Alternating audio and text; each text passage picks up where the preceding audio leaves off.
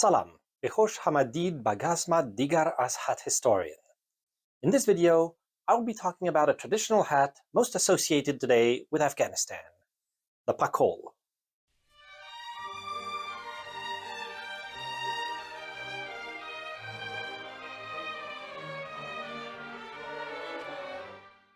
The Pakol is a soft round cap, often worn by men in Afghanistan and northern Pakistan.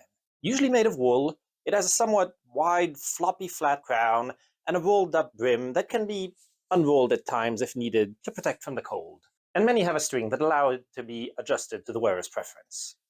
Generally made in earthy colors, it can occasionally be decorated with ribbons or feathers. So let us see how it evolved. I've said this about many traditional hats. The exact origins of the Pakol are unknown, lost to history, as they were not considered essential to document. There are, however, some interesting legends and theories surrounding it that have various degrees of credibility. One theory that is often brought up is that the Pakol dates back to Alexander the Great's campaign in the region in the 4th century BC. Proponents of this theory point out its resemblance to the kauzia, a type of hat popular in ancient Macedonia that is almost identical in construction, and that was also popular in the Indo-Greek kingdoms that he left behind.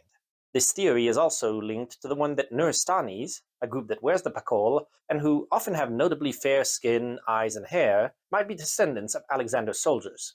However, this link has never been proven, and beyond the resemblance between the two types of hat, there is little to no evidence that they are connected beyond coincidence and practical pragmatism.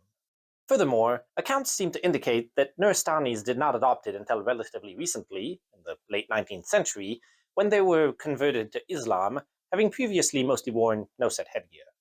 The likelier place of origin of the Pakol is in the Chitral region in what is now northern Pakistan. In this region, travelers in the late 19th century spoke of local men wearing a homespun cap, black, brown, or gray, made in the shape of a bag, and rolled up until it fits the skull. These were known as the kapol, a term deriving from the word for head in the local Khoar language. These headdresses were somewhat simpler than the modern Pakol, lacking the flat-topped crown.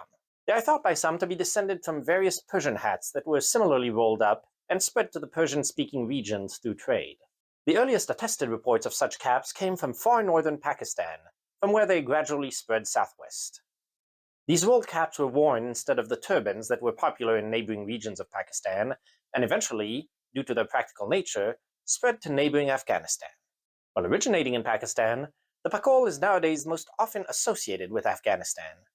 The style first crossed the border in the 1890s into the neighboring province of Nuristan, which I talked about shortly ago, thence the belief amongst some that it originated then. The region had previously been known as Kafiristan, or Land of the Infidels, as its inhabitants had practiced a religion other than Islam, and as part of it had sported a peculiar headstyle with a shaved head and long queue. As they were gradually converted to Islam, they abandoned that style and adopted headgear, and as their main trading partners at this time were the Chitralis, they simply adopted their hat, the Pakol. From there, as trade between the Pakistani and Afghan regions increased, the Pakol, which is comfortable and easy to make and don, replaced the less practical turbans that were traditional until then, spreading westward from the border, though for the most of the first half of the 20th century, it remained mainly cantoned to the area around the Nuristan region. It is also in the early 20th century that its shape changed, with a flat piece of cloth being added to the summit, giving it its more beret-like appearance that it now has.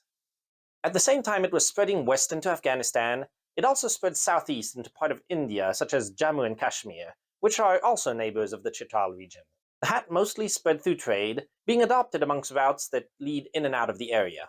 It stayed a somewhat quaint regional hat for most of the 20th century, well anchored in Chitral and Nuristan, but outside being mostly scattered amongst trade routes with these latter two regions, cohabitating with turbans more traditional amongst the Pashtuns.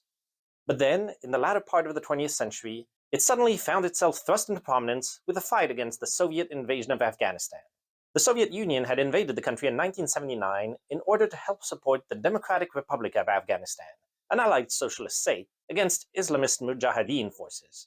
The Mujahideen, a term used to describe fighters undertaking jihad, a fight for the sake of Islam, had long opposed the various Afghan governments and wished to expel the Soviet-backed regime, though they had little unity, often fighting amongst themselves as much as against the Soviets. Many of these fighters came from rural mountainous areas, and at first simply adopted the appearance of their homelands. In this context, many fighters from the northeastern part of the country, mostly of Nuristani or neighboring Tajik background, wore the Pakols, which was both part of their heritage, but also a sign of defiance against the Pashtun-dominated central government they were fighting, who tended to traditionally wear turbans. It was adopted by leaders, notably Ahmad Shah Massoud, a guerrilla fighter known to some as the Lion of Panjshir, for his fierce resistance against the Soviet occupation.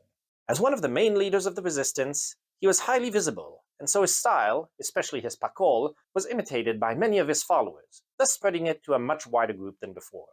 This conflict against the Soviets had wide support politically and in popular conscience in the West. In what might seem strange to modern audiences, these Mujahideen were depicted as the good guys, brave freedom fighters in many Western films, and appeared in many news reports covering the Long War, and with many of them wearing, or depicted wearing, pakols as part of their outfits, it cemented the world's image of it as an Afghan hat. After the withdrawal of the Soviets and the fall of the government, the Islamic State of Afghanistan was formed in 1992, with many of these former fighters playing a key role in its formation. Many came to the capital Kabul, where the hat became a common sight.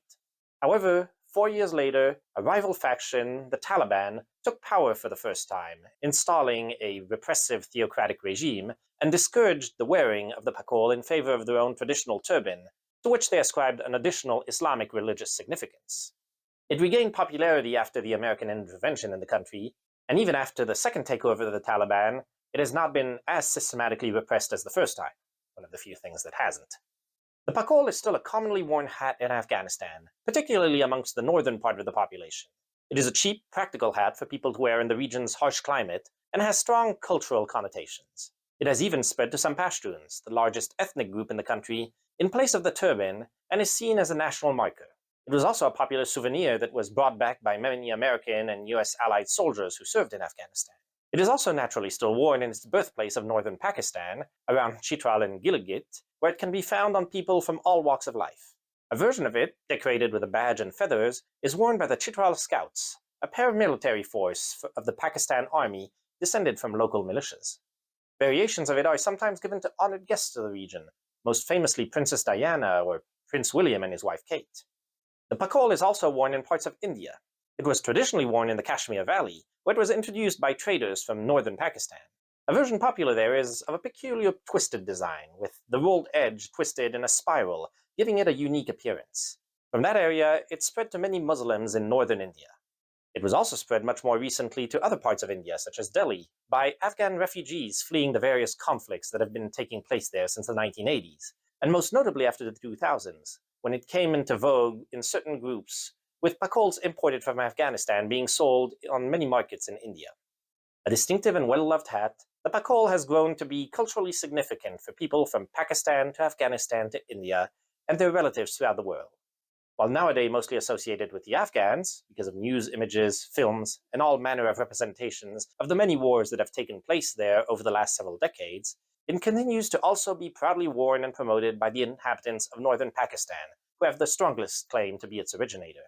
This does not stop it from being a culturally significant hat in both nations, having a long history and many connotations for all the peoples of the region, and its popularity does not seem to be waning at this time. So I hope once again that you found this video interesting and will join me again soon for another hat. Until then, I tip my hat to you.